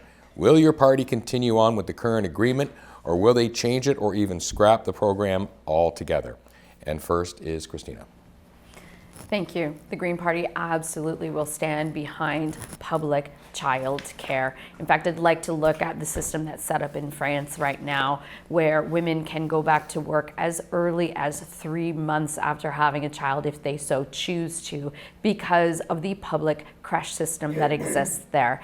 We have a start on that. We have child care centers starting to move into the schools, like my own, Beatrice Strong in Port Hope. I know that there are children running up and down those halls that are younger than the ones we actually teach, and exists. It's there. It's nice to have that support system so parents can drop off their children at any age and they can go through that schooling system. Is it public yet? No, but it's a start to see that extra funding that has started, and I'd like to see that transition forward and money being put forward so that women can be active and able to go into the workforce. Thank you. And Ava. Thank you. In terms of whether or not we support the National Child Care Program continuing or not, we haven't dropped a policy on that specifically yet. However, childcare is something that the NDP has always understood the value of. It is incredibly important to be able to afford it, and previous to the National Child Care Program, there was no attempt to increase its affordability, and childcare was one of the highest costs that young families would report. Childcare can be incredibly expensive, so it is important for us to have some sort of program. Whether it be this exact one, I'm not sure. Maybe we need to re-examine it. But in terms of public childcare, that is something that's very important to be worked on so that families have reduced costs when they have children. Thank you. And John. I've seen firsthand the impact that the $10 a day daycare program has had for families in my work as a principal throughout this riding. I can say that it has made the difference for many families because they are now moving from a $2,000 a month daycare to a $200 a month daycare. That's extra money, that's affordability for Canadians. That enables them to pay rent, pay their mortgage, put food on the table, provide for their families. The $10 a day program is something that we are committed to continuing, and I would like to see us continue to work on expanding the program. I know that there are significant waits in some areas for daycare. We'd like to see additional ECEs hired, and part of that is obviously through cooperation with the provinces and ensuring that the rate of pay is a livable wage. Thank you very much. And Philip. Thank you. A Conservative government will honour the childcare deals that have been reached with the provinces. That being said, as the Member of Parliament for Northumberland, Peterborough South, over the last couple of years, while this program has been rolled out, I've heard, honestly, much more complaints than I have heard good things. We've had childcare providers saying that this has pushed them actually out of the business. I've had parents saying that childcare is no longer available to them because of the impact of this program. We need to have a program that is working for parents to make sure that they have safe, suitable childcare, and this program has failed to deliver that. Thank you very much. Any further discussion or comments? Yes, Christina. Just on that, I'd like to add on to that point that one of the biggest issues is not necessarily people getting pushed out of that, but that there's just not enough spaces. And one of the things that we can do going forward to add on to that is actually investing in more actual child care centers, because the wait list is ridiculous. I started 10 years ago, and my daughter had a spot right away. She got in fairly quickly, but then 4 years later, I told that the same daycare, the same child care center, that I was pregnant and going to have a child in 9 months, and I still had to be put on a wait list that fall for trying to get into the same center because the spots were just not available. We need more child care centers being built and investing in those as businesses, as well as increasing the time. Thank you. Thank you. Any further discussion, response? Okay, our final question under this topic. Research has shown that poverty is the single largest detriment of health. Excuse me. Additionally, research has shown that a national basic income could lift 3.2 million Canadians out of poverty. In 2021, Bill C-273, which is an act to establish a national strategy for a guaranteed basic income, never got past second reading. So where do you stand on a guaranteed basic income, and do you think we should take another look at the issue? Ava, you're first. Thank you. I can't really speak to the NDP on this because I haven't read anything about any specific policies that we have yet. However, I think that it definitely deserves re-examination. I think that while some may think that it's unrealistic, I think that it is a sincerely great idea, and if we can make it happen, then we should do everything in our power to do so. Thank you. Thank you very much. And John. Yeah, we have also, the Liberal Party has also not released a policy on the guaranteed basic income. I have seen some initial studies. I know there was a brief period of time here in Ontario provincially where a program was conducted, but it was not seen all the way through to its end. I would be interested in seeing more data on how that program could be used to support Canadians, to help to lift Canadians out of poverty, and to see if that's something that a Liberal government could get behind. Thank you very much. And Philip. Thanks. So the last 10 years, we have seen the worst economic growth since the Great Depression. We've seen GDP shrink as opposed to increasing per capita. These are significant challenges that have really put people under the gun. We've seen the more than doubling usage of food banks. People are struggling out there.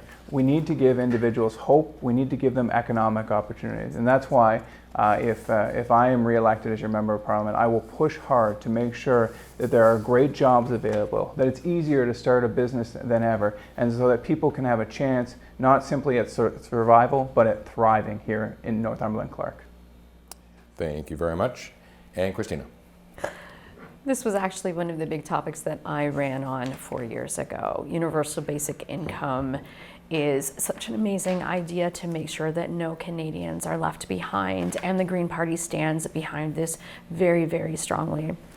We actually had a trial beginning to run in our own province in Thunder Bay back at that time, and unfortunately, as soon as the Conservative government got in provincially, they canceled that project without even waiting to see what the end result was. We were doing it here in our project. It is actually successfully being run in other provinces, and we need to look at those models, and several European countries as well have jumped on board the Universal Basic Income project. There are examples happening. We can make this happen. Let's look at those models and see what we can do to make sure that everybody has a livable basic income. Thank you.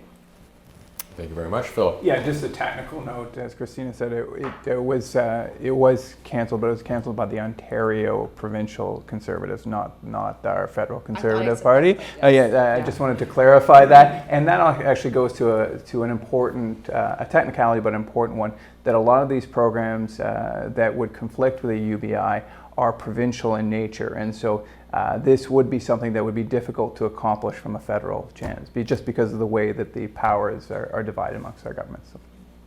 Anything further? Okay, next question. As most parties are talking about building more housing, we also face a shortage of skilled laborers to do the work to build them. How will you and your party encourage and train more people to enter the skilled trades to help build the homes that we need? And John, you're first. Thank you. A Liberal government has committed to $8,000 per year for apprenticeship training. We know how important the trades are in getting Canada built, and we need more people in the trades. We have also committed recently to an additional $15,000 in retraining funding for individuals in the skilled trades, also who are in healthcare sectors or in technology sectors, to go and get additional training to improve their certification and to bring new skills to their place of employment. We want to see Canada and Canadians succeed, and part of that is through our skilled labor force. Thank you very much. Philip. Yeah, we need more tradespeople. There's no ifs, ands, or buts about it.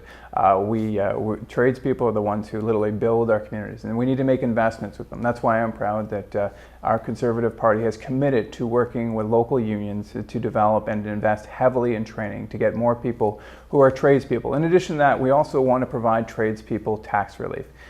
So when a CEO goes from Calgary to Toronto, they're able to write off their private jet. However, when a tradesperson goes from Cobourg to Thunder Bay, they are not able to write off the full cost of their travel. We don't believe that's fair, and in fact, we're going to cancel the ability of CEOs to write off their private jets in order to pay for a trades tax exemption that allows trades workers to write off the cost of their travel and getting to the important locations as they build our country brick by brick, pipe by pipe, wire by wire. Thank you. Christina.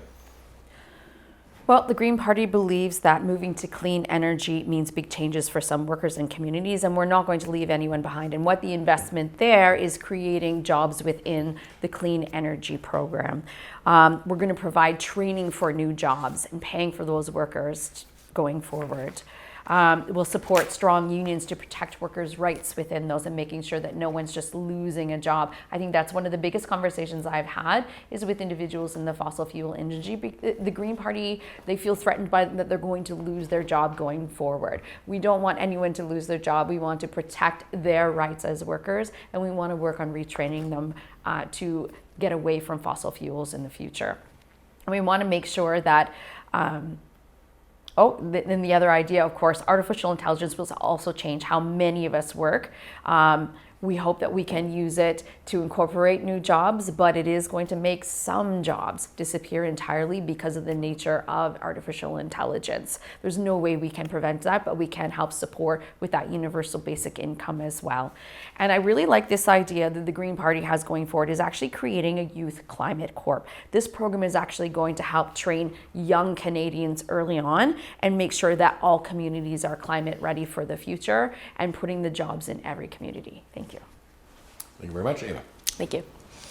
The NDP party recognizes that we, of course, have the massive shortage of skilled trades workers and also nurses, doctors, and teachers. We really need to boost our labor force in that sector. And a policy that I would really like to see when we do release our full platform is the work that needs to be done in regards to making degrees to receive those cheaper and more practical. That's really important because people learn best by doing the work that they are expected to do in the workforce during their degree. That should be a key part of learning. And we should restart apprenticeship routes for degrees. That would give them the support that they need to learn how to do the skills that they would be expected to perform in the workforce. And it will give them those skills that they need in order to be hired once they finish their degree. Thank you. Thank you very much. Any further discussion, comment, debate? Okay, our next topic is going to deal with military veterans. The look of the veteran has changed over the past number of years from one that we had been accustomed to. Well, yes, we still have veterans in their 60s and above, but with the recent conflict in Afghanistan, we are now seeing veterans who are much younger and dealing with many different symptoms than the older veterans. What is your party's platform and view on how Veterans Affairs should be handled to make sure that the people that have fought for our freedom are treated fairly and their needs are met? Philip, you're first. Thanks very much. Yes, our veterans, there's not a more important responsibility than our federal government keeping us safe. And the folks who are responsible for that are our veterans. We owe them everything as they have offered everything for us. A couple of the things that we are looking to do is to reinvest and make sure that they have the type of mental health care that they need, as they've often experienced trauma. So we're going to significantly make investments over that. One of the other issues that the veterans often have as well is they've developed incredible skills while in the military, but those skills need to be accredited, and so we want to make sure that there's accreditation for our veterans going forward. And there will never, ever be a time when the veterans ask for anything that we can't afford to give. Thank you. Thank you. Christina. Thank you very much.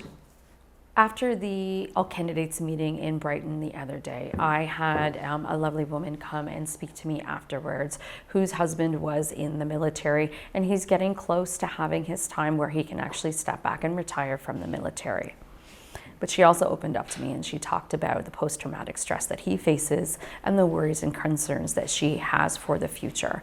We absolutely need to reinvest into mental health care and making sure that those veterans are looked after.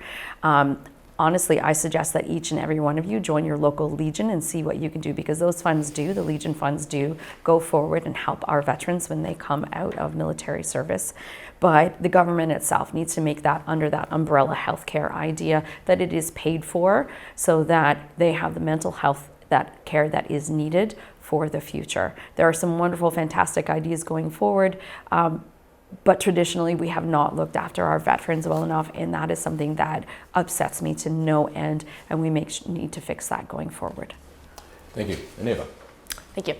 Yeah, healthcare and mental health care for veterans needs to be a lot stronger, and that's certainly that's inclusive of every citizen, but particularly veterans are in need of that, and we really need to pay attention to that. I also think that in terms of younger veterans who are perhaps looking to get involved with other trades or other jobs after they finish their military service, we need to develop programs to incorporate them back into the workforce, teach them those skills, and truly support them in that. Thank you very much. And John. Thank you. I have a number of veterans in my family, and I know the importance, as I'm sure actually many of us here do as well, I know the importance of taking care of our veterans. We need to ensure that we are giving them the care after asking them to put their lives on hold, their lives on the line, and potentially to ask for the greatest sacrifice possible, to put their very life on the line for us. At the door, I recently encountered a retired service person who spoke about his difficulty finding a doctor once he had left the service, not just for himself, but also for his family. We need to remember too that families make those same sacrifices alongside the servicemen and women who are in our armed forces, and we need to make sure we're taking care of them too. My understanding is that currently under the current system, a veteran is still able to access care through military service, but their family is exempt from that. And I would like to see how we can continue to support family members once that individual has left active service. Thank you very much. We have time for one more question. The answer period for this will be 1:30, so 1 minute and 30 seconds. So we have enough time. We make sure we have enough time for the closing statements. One of the ways in which the country spurs the economy is getting infrastructure projects started. If elected, how will you and your party fast-track projects so shovels can get in the ground? And what infrastructure projects would you like to champion for this riding? And first is Christina. We've talked a little bit about this already.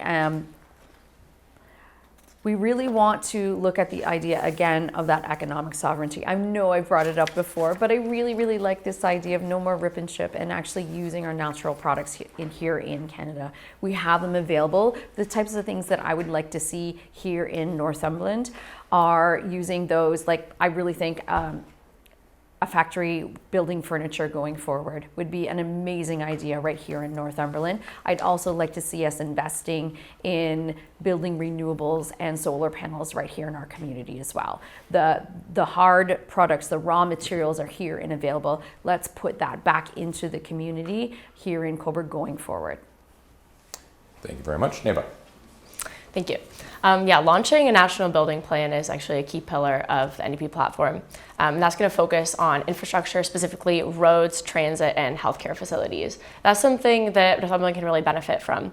And the way that we can really fast track that infrastructure is by investing in Canadian labor and materials and reducing the time that it takes for bureaucratic processes to get those shovels in the ground. We also are really looking to build an east to west clean energy grid, and that is something that Northumberland and every Canadian can benefit from, because it's really important for Canada to be energy self-sufficient. And to build the energy grid, we will be using Canadian products and Canadian labor. That uses a lot of steel and aluminum, and I think that a lot of the labor concerns that come with tariffs can be helped by building the energy grid, by redirecting those workers into those kind of projects. Thank you. Thank you very much. John.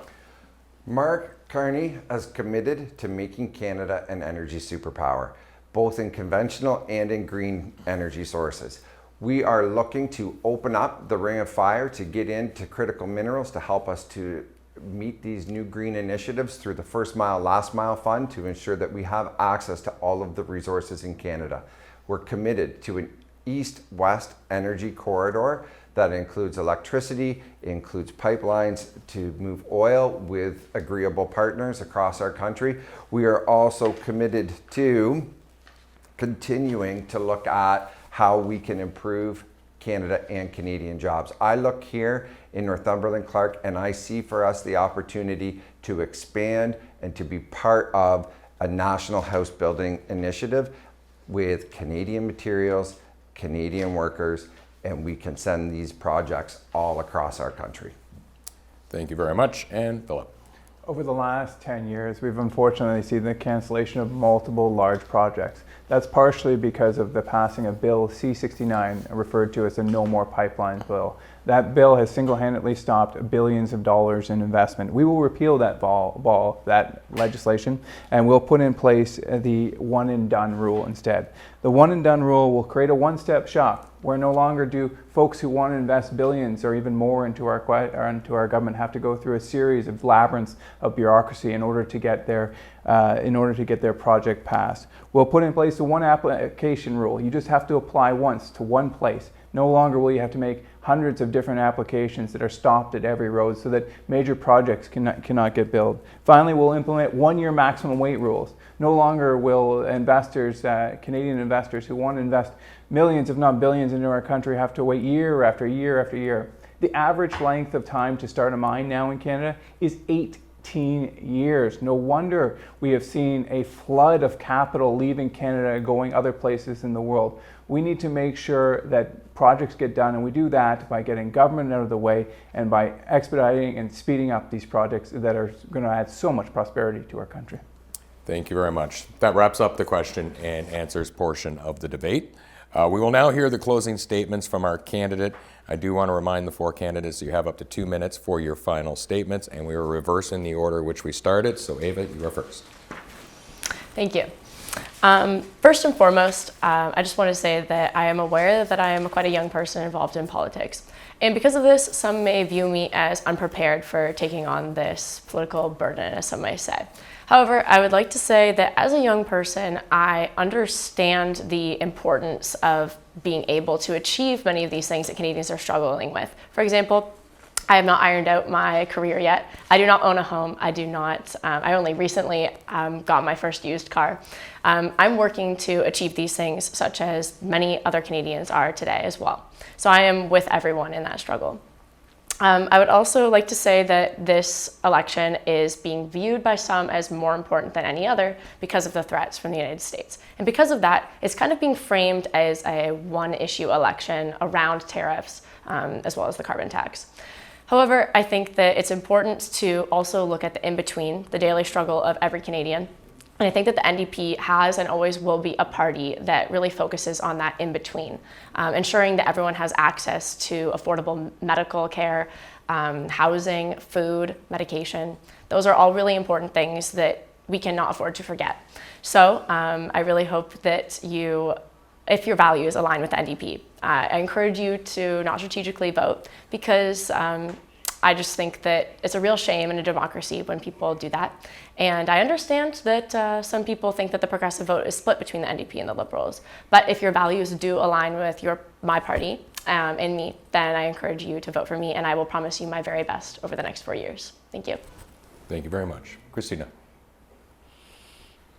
Thank you. As a descendant of farmers, as a local woman who was born and raised in Northumberland-Clarke, as a mother of 2 amazing children that I want to see a future for, I am here, I am listening, and I am invested in being a voice for the local constituents going forward. And I hope that you will consider me as your option for Member of Parliament in the future. This is my 2nd time running. You can tell I'm not just in it for a one-off. I am here and I am giving it a go because I really, really believe in the people of our area and to be a voice for you going future. The things that I want to focus on for the Green Party, I know we are in a climate crisis, and I know the Green Party individuals can harp on about that one. It is real, and we do need to wake up, and we do need to look at it. But I also want you to remember that the Green Party is committed to building affordable homes. The Green Party is committed to investing in childcare and in universal health care, pharmacare, Medicare across everyone is looked after, and the Green Party is committed to the concept of the Universal Basic Income Project. And of course, finally, putting our money where our mouth is when it comes to investing in green technologies going forward, which can create jobs for the future. We can do this, Canada. Let's get on board the green train. Thank you very much, Christina. Philip. Thank you. Over the past 10 years, we've seen many challenges facing Canadians. It's been difficult times. We've had the lowest GDP per capita, our economy, since the Great Depression. We've seen housing costs that have doubled. I've talked to numerous neighbors who have relatively good jobs but can't afford to make ends meet and are facing bankruptcy. We've seen businesses leave our country. We've seen businesses leave our community, like Post. I believe that Canada has an opportunity, in fact, a Canadian government has an obligation to do better. I believe that we can return to a Canada where housing is affordable, where an entire generation of young people haven't given up the dream of home ownership, where that everyone has a legitimate opportunity to get a great job or to start a new business, where we get our energy out of the ground, lifting the prosperity and fixing our financial situation, where we no longer have a deficit where we pay more in interest than we do in healthcare. If you believe, as I do, that the Canadian government should do better, that it can do better, please consider voting Philip Lawrence in the Conservative Party on April 28th. Thank you very much, Philip and John. Thank you. First and foremost, I'm a husband and a father. I have 3 young boys, and I want to see them grow up in Canada with the same opportunities and the same chances that I had. I've said frequently at the door that this is one of the most important elections in generations. Our neighbor to the south has clearly declared an economic war on us here in Canada. Donald Trump is trying to tear at the very fabric of what it is to be Canadian. And we need an individual as our Prime Minister who will stand up to him. I believe that there is no better candidate than Mark Carney. He has the national and international experience to guide us through these difficult times. We should not stand idly by and allow decades of prosperity and international trade be torn apart by one individual. I'm very proud to be part of Team Carney. We have a plan to combat Trump. We have a plan to make life better for Canadians and to make things more affordable for Canadians. We have a vision for Canada that includes everyone. It is not based on never-ending attacks or rhetoric. We need leadership that is not about partisanship, but about collaboration and bringing people together. My personal goal, if I am chosen as your MP, will be to fight for the communities here in Northumberland-Clarke every single day.